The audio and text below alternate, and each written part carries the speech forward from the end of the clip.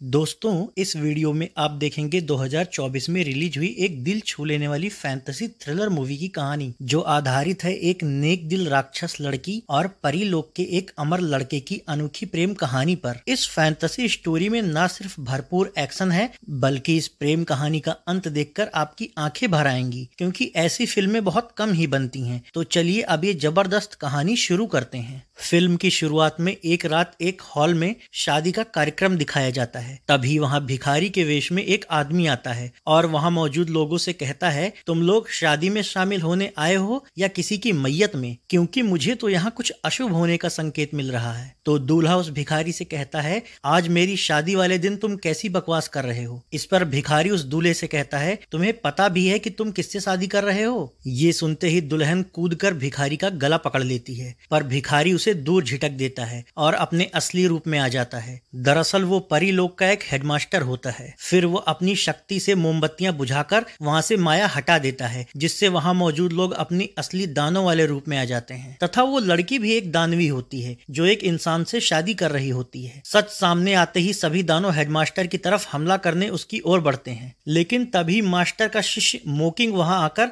उन दानों पर तलवार से ताबड़तोड़ हमले करने लगता है। पर दानों की संख्या ज्यादा होती है, इसलिए वो उसकी ओर बढ़ते ही जाते हैं, जबकि वो अपनी शक्ति से उन सब पर ताबड़तोड़ हमले जारी रखता है। इस दौरान मोकिंग की बहन सुशी भी वहां आकर इस लड़ाई में शामिल हो जाती है। अब परीलोक के दोनों भाई बहन मिलकर अपनी शक्ति और कुशल तलवारबाजी से ज्यादातर दानवों को मार गिराते हैं। ये देखकर वो दानवी दुल्हन और इंसान वहां से भागने लगते हैं, पर मोकिंग दुल्हन के पेट में तलवार घुसा देता है। तो वो दूल्हा दुल्हन मोकिंग से उन्हें छोड़ देने के लिए गिड़गिड़ाते हैं, जिससे मोकिंग को उन दोनों पर दया आ जाती है। पर जैसे ही वो अपनी तलवार हटाता है, वो दुल्हन एक विशाल राक्षसी सांप में बदल जाती है और मोकिंग को अपनी पूंछ में लपेटकर ऊपर उठाकर उससे कहती है कि क्या हम दानवों को प्यार करने का अधिकार नहीं है। फिर वो मोकिंग को खाने के लिए अपना मुंह आगे बढ़ाती है, लेकिन तभी मास्टर अपनी तलवार से उसका फन काट देते हैं और वो मर जाती है। ये देखकर उसका प्रेमी इंसान भी खुद को चाकू मार लेता है और ये कहते हुए मर जाता है कि मैं तुम्हारे बिना जीकर क्या करूंगा। इस पर मोकिंग की बहन सुसी कहती है कि शायद ये इंसान प्यार में कुछ ज्यादा ही पागल था। अब हेडमास्टर मोकिंग से कहते हैं, दानवों पर कभी भी दया मत करना, क्योंकि इन पर भरोसा नहीं किया जा सकता। इसके बाद वो उस राक्षसी सांप का पेट फाड़कर उसमें से आईने का एक टुकड़ा निकालते हैं। तो ये देखकर मोकिंग उनसे पूछता है कि आखिर ये क्या है। मास्टर उन्हें बताता है कि ये आईने का टुकड़ा एक प्राचीन दानव राजा का हथियार है। उस दानव राजा को हजारों साल पहले सील कर दिया गया था, पर ऐसा कहा जाता है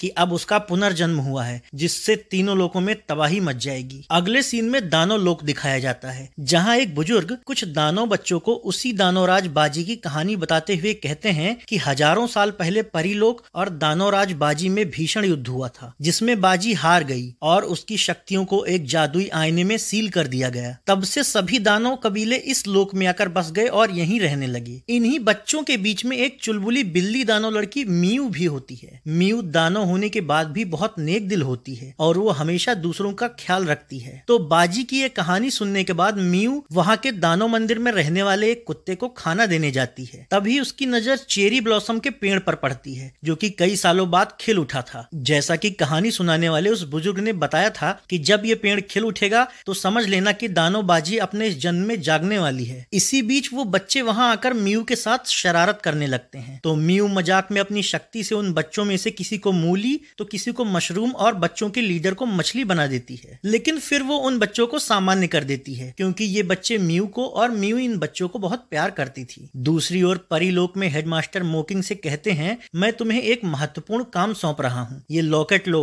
इसमें बाजी दानवों का खून है। इसके जरिए तुम्हें उसके जादुई आईने के टुकड़े ढूंढने होंगे, ताकि हम उस आईने को जोड़कर उसकी शक्ति को सील कर सकें, क्योंकि इस जन्म में बाजी इस आईने की शक्ति से अपनी पुरानी यादें और शक्ति हासिल कर सकती है, और अगर ऐसा हुआ तो वो तीनों लोगों को तहस नहस कर देगी। तो अब बाजी के जादुई आईने के बाकी टुकड़े ढूंढने के लिए मोकिंग दानव लोक के लिए निकलता है। इधर दानव लोक में मियू उस चेरी ब्लॉसम पेड़ के पास खड़ी होती है और उसकी ओर देखकर प्रार्थना करती है कि मेरी जिंदगी मस्त चल रही है, बस एक अच्छा सा स्मार्ट दानव बॉयफ्रेंड मिल जाए। इत्तेफाक से जब मोकिंग दानव लोक में प्रवेश करता है तो उसकी शक्ति ठीक से काम नहीं करती, इसलिए वो सीधा उसी पेड़ के पास आकर गिरता है, जिससे वहां आग लग जाती है और गड्ढा भी हो जाता है। तो मियू बच्चों के साथ मोकिंग के पास जाती है और उसको होश में लाने की कोशिश करती है। इसके बाद वो वो मोकिंग को अपने घर ले जाती है, जहाँ थोड़ी देर बाद उसे होश आ जाता है। तो म्यू उससे कहती है, डरो मत, मैं भले ही बिल्ली दानव हूँ पर हम लोग किसी को नुकसान नहीं पहुँचाते। फिर जब वो उसे अपना बिल्ली वाला रूप दिखाती है तो मोकिंग उस पर हमला करने की कोशिश करता है, लेकिन इस लोक में उसकी शक्ति काम नहीं करती। अब म्यू उससे कहती है, तुम भूखे होगे, मैं तुम्हारे लिए कुछ खाने को लाती हूँ। थोड़ी देर बाद जब म्यू घर के अंदर जाती है तो मोकिंग वहाँ नहीं होता, क्योंकि वो मास्टर के दिए लॉकेट से आईने का टुकड़ा ढूंढने वहाँ के एक पुराने मंदिर में चला जाता है। वहाँ पहुँचते ही वो लॉकेट चमकने लगता है, जिससे मोकिंग समझ जाता है कि आईने का टुकड़ा अंदर ही है। तभी मंदिर के अंदर से वो कुत्ता बाहर आता है जिसे म्यू खाना खिलाया करती थी। उसके गले में आईने का टुकड़ा बंधा देखकर जैसे ही मोकिंग उसे निकालने की कोशिश करता है, वो कुत्ता एक खतरनाक धुएं वाले राक्षस में बदल जाता है और मोकिंग पर हमला करने लगता है। बचने के लिए मोकिंग उससे लड़ने की कोशिश करता है पर वो दानव कुत्ता मोकिंग को घायल कर देता है और उसे खाने के लिए उसकी ओर बढ़ने लगता है। लेकिन तब तक मोकिंग को बचाने म्यू उसके सामने आ जाती है और उस कुत्ते को शांत करने लगती है, जिससे आश्चर्यजनक रूप से उस कुत्ते का शरीर नष्ट हो जाता है और उसे मुक्ति मिल जाती है। इसके बाद मोकिंग उसके पास से गिरा आईने का दूसरा टुकड़ा भी उठा लेता है। अब म्यू उससे पूछती है कि क्या तुम यही ढूंढने इस लोक में आए हो और तुम इसका क्या करोगे? तो मोकिंग कहता है, मैं ये सब तुम्हें नहीं बता सकता, तुम बस अपने काम से काम रखो। इस पर म्यू कहती है, मैं एक ऐसे दानव को जानती हूँ जिसको आईने के बाकी टुकड़ों की भी जानकारी होगी। तो मोकिंग उससे कहता है कि क्या तुम मुझे उस दानव तक ले चल सकती हो? म्यू कहती है, ठीक है। अगले सीन में म्यू उसे एक पहाड़ी पर ले जाती है जिसके नीचे गहरी खाई होती है। फिर वो उसे बताती है कि आगे गहराई में बादलों के नीचे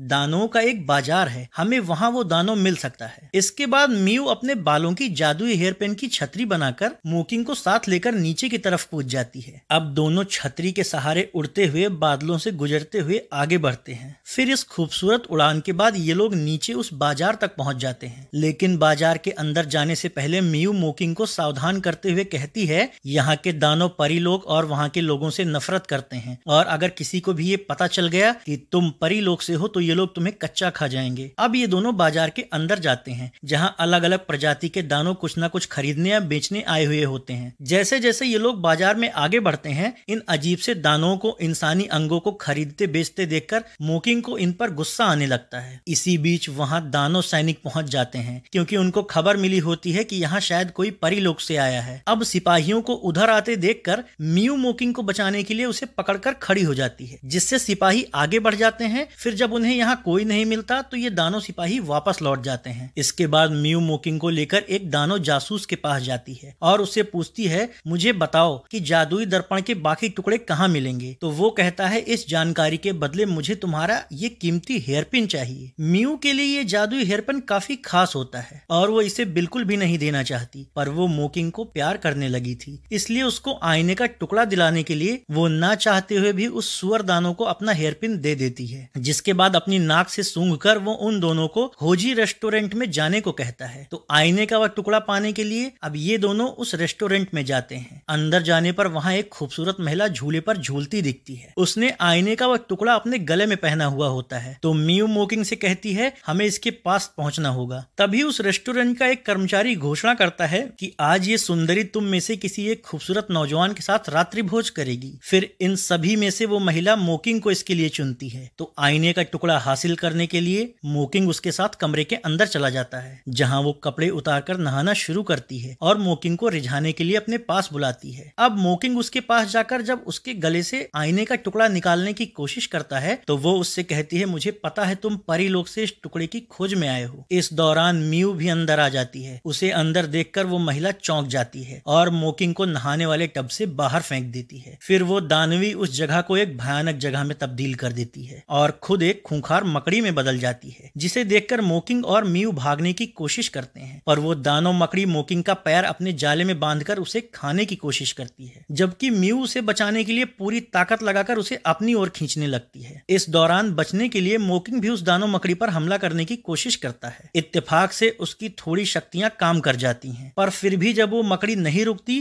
तो म्यू मकड़ी के गले में लटके आईने के टुकड़े को देखकर अपनी मानसिक शक्ति से उसे रोकने की कोशिश करती है, जिससे पता नहीं कैसे मकड़ी का शरीर ब्लास्ट हो जाता है और वो मर जाती है। तो मोकिंग मकड़ी के पास वाला आईने का टुकड़ा भी उठा लेता है। फिर ये लोग इस होटल से बाहर निकलने के लिए जैसे ही आगे बढ़ते हैं, वैसे ही दानव सिपाही इन्हें पकड़ने के लिए इनके पीछे लग जाते हैं। बचने के लिए दोनों होटल के सबसे ऊपर वाली मंजिल पर भाग जाते हैं। हैं, पर वो दानव सैनिक वहां भी पहुंच जाते हैं। आखिरकार बचने के लिए मियू मोकिंग को किश करने लग जाती है। ये देखकर सैनिकों को लगता है कि ये दोनों होटल में रुकने वाले कोई आम यात्री हैं और वो लोग वापस लौट जाते हैं। फिर पता नहीं क्यों मियू अचानक से बेहोश हो जाती है। इस दौरान उसे सपने में दानवराज बाजी और कुछ रहस्यमयी दरवाजे दिखते हैं, जिससे उसकी आंख खुल जाती है। तो वो खुद को अपने घर में लेटी हुई पाती है और मोकिंग वहां उसका ख्याल रख रहा होता है। वो उसे बताता है कि तुम 3 दिन से बेहोश थी। तो मियू उससे कहती है कि आज के दिन हमारे लोक में दानवराज बाजी का जन्मोत्सव मनाया जाएगा और झांकियां निकाली जाएंगी, जिसमें यहाँ के सभी निवासी शामिल होकर खूब मजे करते हैं और रात में बहुत भव्य आतिशबाजी होती है। इसके बाद मियू मोकिंग को वो मेला दिखाने ले जाती है, जहाँ लोग नाच गा रहे होते हैं और जश्न मना रहे होते हैं। इस दौरान मोकिंग और मियू भी एक दूसरे के करीब आने लगते हैं तथा मियू उसके साथ मेले में लगे बाजार में घूमते हुए काफी यादगार पल बिताती है। फिर जब मियू मोकिंग के साथ दुकान पर सामान देख रही होती है तो उसे एक हेयरपिन पसंद आता है, लेकिन इन दोनों के पास उसे खरीदने के पैसे नहीं होते। तो दुकानदार कहता है कि तुम बिल्ली हो, मैं तुम्हारे मुलायम बालों के बदले तुम्हें ये हेयरपिन दे सकता हूँ। पर मियू को अपने बिल्ली वाले बाल बहुत पसंद होते हैं, इसलिए वो दुकानदार को मना कर देती है और मजबूरी में आगे बढ़ जाती है। इसी बीच जब मियू दूसरी दुकान पर होती है, तभी मोकिंग की बहन वहां आकर मोकिंग को एक तरफ खींच ले जाती है और उससे कहती है, तुम यहाँ एक दानव लड़की के प्यार में पड़ गए हो।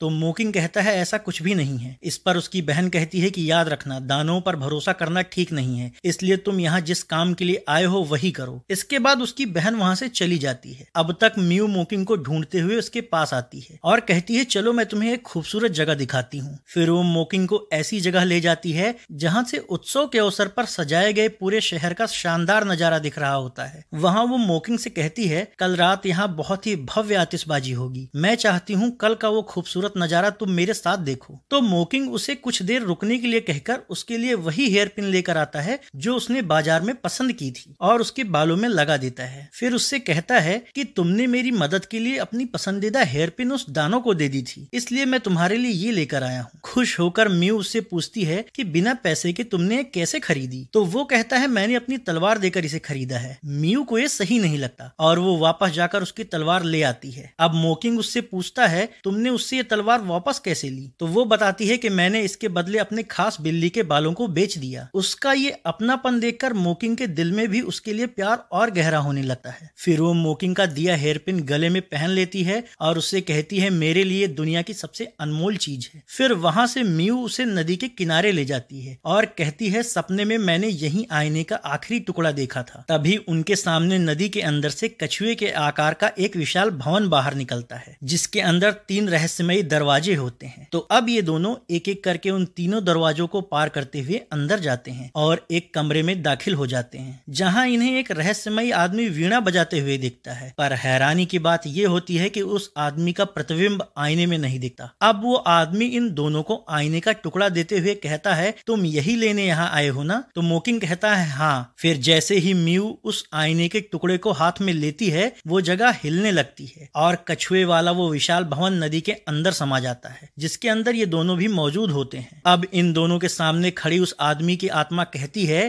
कि यहाँ बहुत सा खजाना है, पर ये जगह शापित है और अगर कोई यहाँ से कुछ भी लेता है तो उसके बदले उसे किसी न किसी को यहाँ अपना बलिदान देना होता है। अब क्योंकि इस लड़की ने इस आईने का टुकड़ा लिया है, इसलिए इसको अपनी जान देनी होगी। ये सुनकर दोनों भवन से बाहर भागते हैं, पर अब वो भवन पानी के अंदर होता है, इसलिए ये दोनों उस नदी की गहराई से बाहर निकलने की कोशिश करने लगते हैं। पर नदी में मौजूद हजारों लोगों की शापित अतृप्त आत्माएं, जो कि खजाने की लालच में मारे गए थे, मियू का पैर पकड़कर उसे नीचे खींचने लगती हैं, जबकि उसे बचाने के लिए मोकिंग अपनी पूरी ताकत लगाकर उसे ऊपर खींचता है और आखिरकार वो उसे बाहर निकाल लेता है। पर मियू अभी बेहोश होती है। तो जैसे ही मोकिंग उसके पास से आईने का टुकड़ा उठाता है, जादुई आईने के सारे टुकड़े अपने आप आपस में जुड़ जाते हैं, जिससे उसके अंदर कैद दानव बाजी की शक्ति जागृत हो जाती है और उस आईने में मियू जैसी एक औरत दिखने लगती है। तो मोकिंग उससे पूछता है कि तुम कौन हो? वो बताती है कि मैं दानवराज बाजी की शक्ति हूँ और मियू मेरा ही पुनर्जन्म है। एक बार मेरी ये शक्ति उसके अंदर समाहित हो गई तो वो फिर से शक्तिशाली दानवी बाजी बन जाएगी। मोकिंग कहता है, ये सच नहीं हो सकता। तो आईने की वो औरत कहती है, मियू को इस बारे में नहीं पता कि वो पिछले जन्म में बाजी थी। और तुम्हें क्या लगता है, उसको कैसे पता लगा कि आईने के सारे टुकड़े कहाँ हैं? पिछले जन्म की वजह से ही उसको इस बात की अनुभूति थी और उसको ऐसे सपने आते थे, तथा इसी वजह से उसके छूने से कुत्ते को मुक्ति मिली और वो मकड़ी दानवी जानवी उसके ही मानसिक शक्ति से मारी गई। ये सब सुनकर मोकिंग गुस्से से भर जाता है और उस आईने को पकड़ लेता है, जिससे अब वो औरत दिखना बंद हो जाती है। पर मोकिंग अब बहुत उलझन में था, क्योंकि उसे नहीं पता था कि जिस म्यू को वो प्यार करने लगा था वही दानव बाजी का पुनर्जन्म है। फिर जब म्यू को होश आता है तो मोकिंग उसकी ओर तलवार लगाकर खड़ा होता है और कहता है तुम मुझसे दूर ही रहो। पर बेचारी म्यू को तो कुछ भी नहीं पता होता कि आखिर बात क्या हुई है। फिर मोकिंग उससे कहता है आज से तुम्हारा मेरा कोई रिश्ता नहीं। ये सुनकर म्यू हैरान रह जाती है कि जिससे वो बेइंतहा प्यार करती है वो उससे इतनी बेरुखी से क्यों पेश आ रहा है। अब वो मोकिंग से कहती है तुमने तो कहा था तुम हमेशा मेरा साथ दोगे और मेरी हिफाजत करोगे। फिर वो उसे उसका दिया हेयरपिन दिखाते हुए कहती है तुम अचानक क्यों बदल गए। तो मोकिंग उसके हेयरपिन को तलवार से काट देता है। ये देखकर म्यू का दिल टूट जाता है और वो बेचारी रोते हुए कहती है क्या तुम्हारा प्यार झूठा था,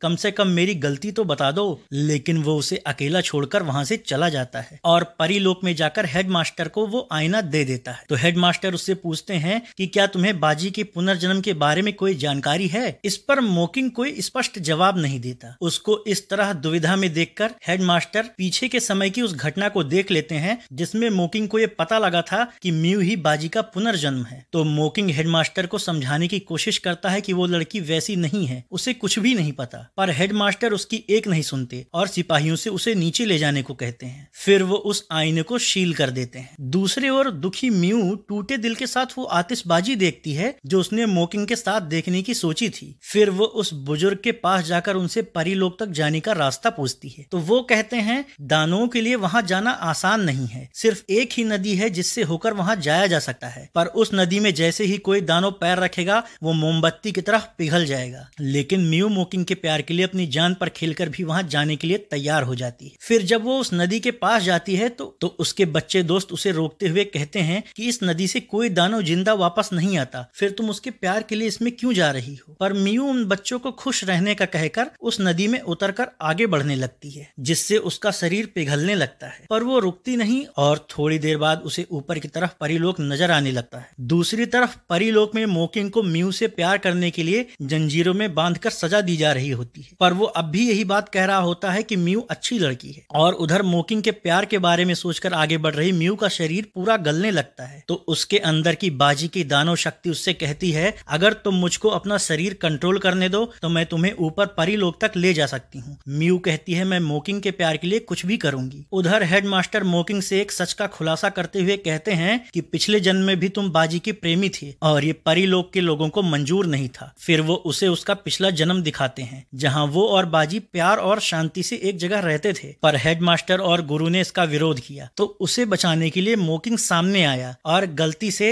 गुरु के हाथ से मारा गया। इससे नाराज होकर बाजी ने दुनिया में उथल पुथल मचा दी और गुरु को भी मार डाला, क्योंकि बाजी मोकिंग से बहुत प्यार करती थी। इसीलिए सभी मास्टर्स ने मिलकर उसकी शक्ति सील कर दी और वो मर गई। आगे हेडमास्टर कहता है इत्तेफाक से तुम दोनों इस जन्म में फिर से प्यार में पड़ गए। अब वो उसे एक तलवार देकर कहते हैं कि म्यू को मार दो क्योंकि वो एक दानव बाजी है। अब तक बाजी की ऊर्जा पाकर म्यू भी वहां आ जाती है तो मोकिंग की बहन और बाकी सैनिक उस पर हमला करने की कोशिश करते हैं। पर बाजी की शक्ति के आगे वो लोग टिक नहीं पाते और गिर जाते हैं। फिर जब मोकिंग उसे रोकना चाहता है तो बाजी उस पर भी हमला करती है, लेकिन उसके अंदर की म्यू खुद पर काबू करने की कोशिश कर रही होती है। पर उस पर हावी बाजी मोकिंग पर हमला करना जारी रखती है। आखिरकार म्यू किसी तरह खुद पर काबू करती है। अब जब हेडमास्टर उसे मारने को कहता है तो मोकिंग ऐसा नहीं करता और उसे गले लगा लेता है। फिर म्यू उसे उसकी प्यार की निशानी वो हेयरपिन दिखाती है। इस दौरान मौका पाकर मास्टर बाजी पर तलवार से हमला कर देते हैं तो उसे बचाने के लिए पिछले जन्म की तरह इस बार भी मोकिंग सामने आ जाता है, जिससे तलवार उसके आर पार हो जाती है और वो गिर जाता है। तो म्यू उसे पकड़कर रोने और चीखने लग जाती है। उसके गुस्से से जादुई दर्पण आजाद होकर उसके पास आ जाता है, जिससे उसकी पूरी शक्ति जागृत हो जाती है। फिर वो वहां तहलका मचा देती है और पूरे परीलोक को तहस नहस करने लगती है। कोई भी उसके सामने टिक नहीं पाता तो मर रहा मोकिंग उसे रोकता है। अब उसे मरने देने से बचाने के लिए म्यू अपना पवित्र शक्तिशाली दिल निकालकर मोकिंग को लगा देती है। इस दौरान म्यू को कमजोर पड़ता देख हेडमास्टर उस पर अपने शक्तियों से जोरदार हमला करता है, पर वो बेचारी मोकिंग की हिफाजत में लगी होती है और आखिरकार मर जाती है। अब तक मोकिंग ठीक हो जाता है तो हेडमास्टर उससे कहता है उसका दिल हमें दे दो ताकि परीलोक और शक्तिशाली हो जाए। पर मोकिंग कहता है आप इतना कैसे गिर सकते हो कि उसका पवित्र शक्तिशाली दिल पाने के लिए इतना बड़ा षड्यंत्र रचा। फिर वो हेडमास्टर को चेतावनी देकर म्यू की बॉडी लेकर वहां से दूर एक पहाड़ी पर रहने चला जाता जाता है। वहाँ उसके दिल से आवाज आती है कि मैं तुम्हारे साथ नहीं हूँ पर मेरा दिल तो है। इस तरह ये दिल छू लेने वाली फैंटेसी थ्रिलर मूवी यहीं खत्म हो जाती है। अगर आपको भी ये कहानी पसंद आए तो वीडियो को लाइक और शेयर करें और चैनल को सब्सक्राइब करना ना भूलें।